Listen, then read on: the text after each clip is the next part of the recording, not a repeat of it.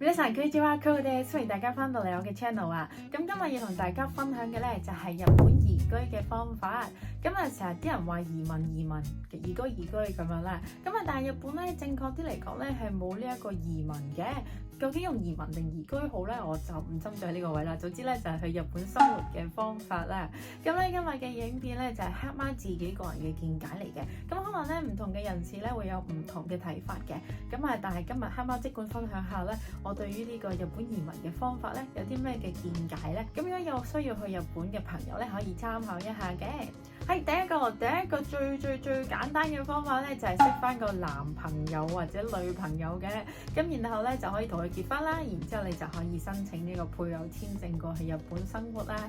咁講啊好似好容易咁樣啦，咁但係愛情唔係話嚟噶嘛咁樣，但係都係一個移居日本嘅方法啊，係啦。咁所以咧有好多朋友咧，如果成功揾到日本男女朋友嘅話咧，可以分享下咧，大家係有啲咩方法識到日本人嘅。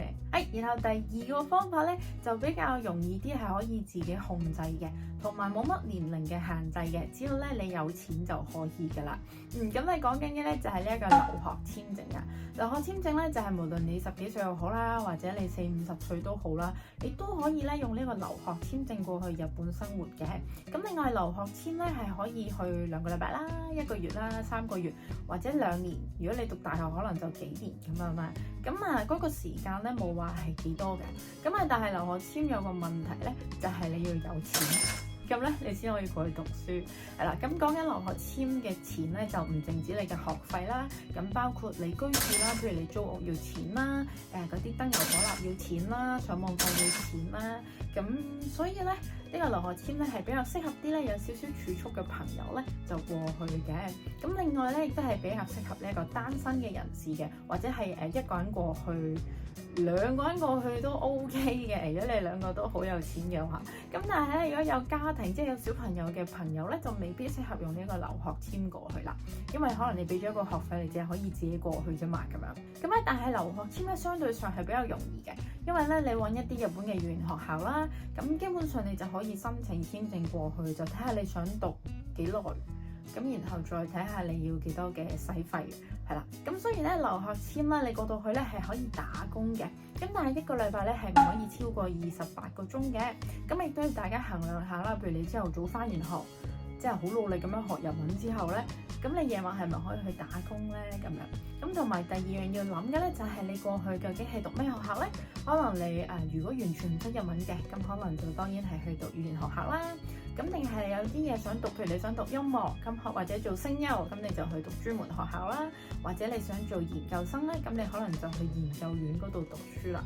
咁關於呢個留學簽咧，黑貓自己嘅見解咧就係、適合咧，即係你去留學之前咧，其實都比較適合你喺日本，唔係你喺香港咧，先學咗少少嘅基礎咧，先再過去咧。我自己個人咧覺得係比較好啲嘅，因為咧間唔中咧就有觀眾問我我想過去留學喎，咁應唔應該讀咗少少日文先過去啊？咁樣你由零開始咧，即係你過到日本就由零開始咧，唔係話唔得嘅，但係你好有錢啊！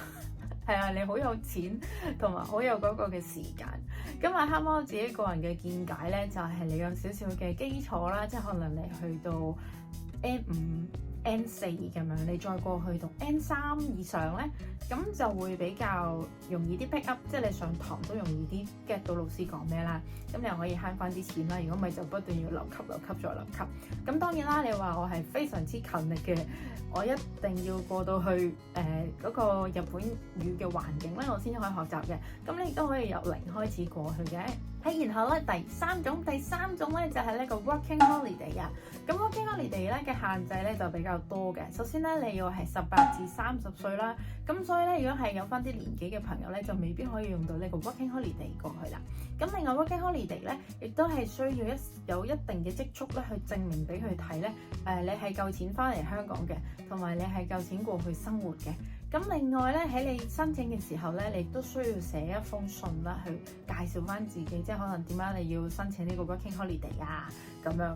咁咧相對上咧係比較麻煩啲，同埋咧亦都未必一定會過嘅。咁咧我自己個人覺得咧 working holiday 咧就比較適合一啲咧，可能已經有少少儲蓄，即係可能你已經出嚟做咗幾年嘢，做咗啲錢啦，咁跟住又可能想轉工喎咁樣。咁咧就趁呢一個空隙咧，就去外國體驗一下呢一個嘅生活，咁然後再翻嚟咧，再揾其他工作咧。咁我自己覺得咧係比較適合嘅。咁另外咧就係話，如果你真係好想去日本生活，好中意日本生活咧，就可以趁30歲之前咧就過去體驗一下嘅。咁咧但係 Working Holiday 咧佢嘅時間咧係1年嘅啫。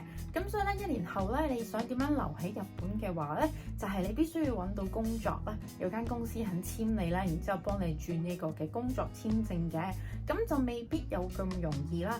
咁以黑貓識到嘅朋友為例啦，其實佢哋好多咧 Working Holiday 1年之後咧就翻咗嚟香港嘅。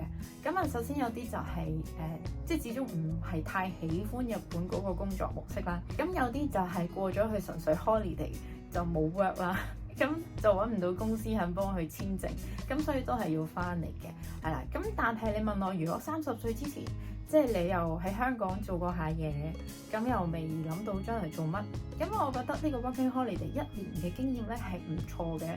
咁大家可以去體驗一下日本嘅生活啦，然之後再決定咧要唔要喺當地長期居住嘅。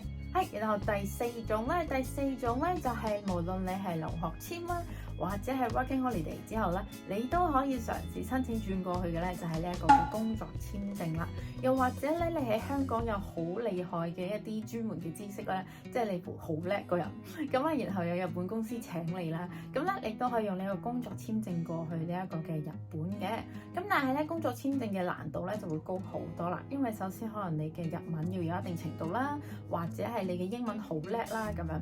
因為你一個外國人，點解人哋日本公司要請你咧？咁一定係你有個人之處嘅啫，即係可能你有啲好獨特嘅 idea 係得你要做，咁所以人哋要請你啦。咁如果唔係咧，基本上一係就你英文好叻，叻到佢好需要你幫佢做一啲國際事務啦，又或者係你嘅日文好好啦，可以幫佢協調到國際嘅業務啦，即係可能佢譬如同大陸啊、同香港啊、同美國有生意，咁佢好需要一個識得日文啦、普通話啦，然後係英文嘅人，咁所以咧佢先會請我哋嘅外國人過去嘅。咁又或者近年咧比較缺乏嘅咧就係呢個 IT 嘅人才啦。咁所以咧，如果大家係有呢一方面嘅技能咧，可以試下去揾一個工作簽證嘅。因為第二樣咧就係工作簽嘅朋友咧，要過去日本嘅時候咧，有個心理準備咧，就係你嘅人工咧會低咗好多嘅。其實可能唔係佢哋人工低，係香港人工實在太高啦，香港人實在太有錢啦。咁啊，相對上咧，其實日本嘅人工咧係低好多嘅。咁另外咧，你有好多錢咧係要攞嚟交稅啦。咁所以咧，除非你真係好中意日本，然後你又唔介意揾少啲錢咧，咁可能你先至會用呢一個工作簽證過去啦。咁另外第二個問題咧，就係咧日本嘅職場文化咧，亦都唔係個個人可以接受到嘅。大家如果睇得多日劇嘅話，都知道咧，佢哋好多職場嘅文化咧，其實係都幾壓抑嘅。咁所以咧，大家如果申請呢個工作簽過去嘅話咧，就要留意呢幾樣嘢啦。好，咁咧以上嘅簽證咧，就好似全部聽落都係可以一個人過去嘅啫。咁如果你想一個 family 連埋個小朋友過去嘅話，可以點樣咧？咁咧你只有一個方法咧，就係用呢一個經營管理簽證過去嘅。咁咧經營管理簽證咧，顧名思義咧，就係你要管理一間公司啦。咁所以咧，你要喺日本開公司嘅。咁日本政府咧亦都有要求嘅，就係需要咧你有500萬嘅日元咧去開呢一間公司嘅，又或者係請2個日本人咁樣咧。咁所以咧，大家咧最近見到好多嗰啲廣告咧，就係500萬投資移民日本咁樣。咁咧，但係黑貓呢度話俾大家聽，少年你太年輕啦，千祈唔好俾人呃咗。500萬咧其實係唔足以去移民日本嘅，唔係500萬咧港幣咧係足夠移民日本嘅，但係500萬 yen 咧係唔足夠移民去日本嘅。咁點解咧？其實同留學簽一樣啦，因為你去呢一個日本，你仲要生活噶嘛。咁所以咧，你要計算埋咧你租樓嘅費用啦，咁嗰啲燈油火蠟啦。另外，因為你開公司啊嘛，咁所以咧你就要去租 office 啦。咁嗰度都係一個支出嚟嘅。咁另外你要揾會計師幫你去做呢個會計啦。咁嗰度係錢啦。咁所以其實 click 咧係非常之多錢嘅。咁如果大家去過日本咧，或者聽過嘅話咧，都知咧。首先租樓嗰度啦。租樓咧，你已經係要有呢個禮金啦、租金啦，然後你已經初期要使咗好多錢。咁另外你諗下，你仲要租 office 喎，咁所以咧呢個錢咧係乘以2倍嘅。咁跟住咧，日本人咧又唔係好中意租屋俾外國人喎，咁所以咧你又可以選擇嘅樓盤好少啦。咁所以咧，如果你經營管理簽證嘅話咧，咁我自己覺得咧，你係要比起其他簽證嘅朋友咧，係要更加有錢咧，先至好考慮呢一條路嘅。咁咧呢個經營管理簽證咧，除咗你自己一個人過去咧，你就可以申請呢一個配偶簽證啦，同埋家屬簽證咧，就可能幫你嘅另一半啦，同埋你嘅小朋友申請過去日本嘅。咁咧，但係近年咧，即係最近咧，日本係收緊咗呢個政策嘅，咁所以咧呢個經營管理簽證咧係難批咗嘅。咁變咗咧，有啲人咧係出到個簽證，但係個配偶簽可能出唔到，咁亦都有呢個情況。亦都有啲人可能連個經營管理簽證都出唔到。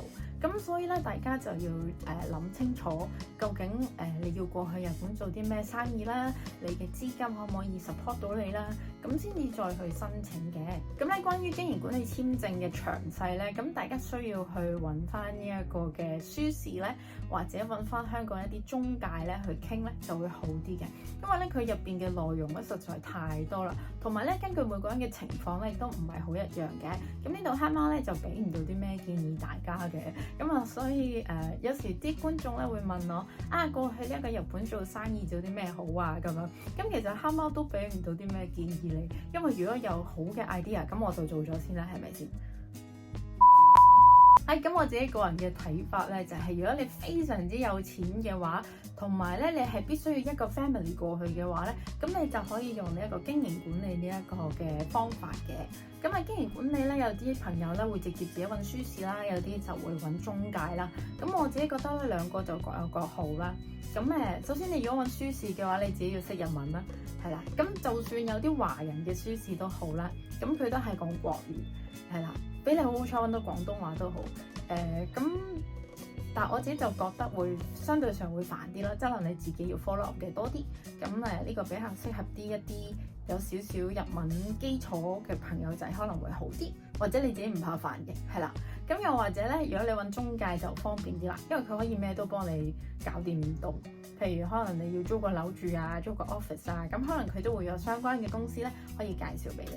咁但係當然佢會貴啲啦。咁呢度各有各好啦，大家咧就可以根據你嘅需要睇下點樣揾嘅。咁咧總結以上幾種嘅簽證方法咧，咁咧比較適合一個人過去嘅咧，就係呢一個揾個男女朋友，然之後結婚啦，然後留學簽證啦。Working holiday 啦，同埋呢一個工作簽證嘅。咁如果係一個家族嘅話咧，就要做呢一個經營管理簽證過去啦。咁另外咧，如果日本咧，到底要唔要識日文先過去咧？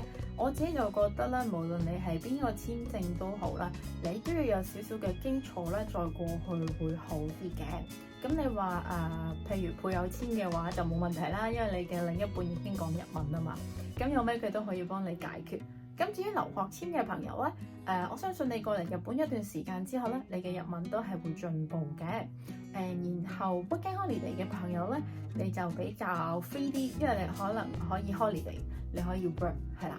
咁工作嘅朋友咧，你就要考慮下咧，你嘅職場咧係需唔需要用到日文啦？又或者咁你放工之後，你唔識日文嘅話，可唔可以生活到咧？咁另外經營管理簽證嘅朋友咧，就更加要諗清楚啦。你過去一個新嘅地方開一個公司，即係創業喎。我哋成日都話創業好難噶嘛。咁如果你係唔識日文嘅話，你係咪可以 handle 到咧？咁咧，你話咁多個簽證入邊咧，黑貓個人建議咧，其實真係用呢一個留學簽證似乎係最好嘅。首先咧，就佢需要嘅金錢唔會係勁多先啦。留學完3個月之後，你發現你唔中意日本嘅，咁你都可以翻嚟，咁嗰個損失冇咁大。咁你話其他簽證嘅話咧，即係相對上嗰個投放嗰個資源可能會大啲啦。咁所以咧，我自己覺得咧，未肯定自己係咪真係接受到日本生活嘅朋友仔咧，就可以用呢一個留學簽證咧過去試下先。另外亦都可以學住日文咁樣生活啊嘛。咁所以咧，我覺得呢一個 COSPA 呢個 CP 值最高嘅簽證咧，就係呢個留學簽證嘅。唔知其他朋友仔咧又有啲咩嘅睇法咧？歡迎下邊留言話俾我哋聽嘅。又或者咧，你而家已經喺日本嘅話咧，你係用啲咩簽證過嚟嘅咧？咁以上今日嘅內容咧，全部都係黑貓自己個人嘅睇法嚟嘅啫。咁每個人情況都唔同嘅，大家最好根據翻自己嘅需要咧，然之後去諮詢翻一啲專業人士咧，就會比較好嘅。咁始終呢個移居咧係一個比較大嘅事件嚟嘅，所以大家真係要三思而後行啦。以上今日就係我嘅分享啦。如果大家知道我嘅內容咧，記得幫我訂閱、讚好同埋分享出去啦。咁我哋下次再見啦，咁麼得呢，拜拜。爭一漏咗呢個簽證冇講啊，呢度咧拍個 bonus 俾大家啦。仲有一個簽證咧係高度人才簽證嘅，咁咧你可以去 Google 咧揾下個計分表，然之後計算一下咧自己係咪高度人才嘅。咁樣你係嘅話咧，快嘅話咧可以1年啦就可以永住噶啦。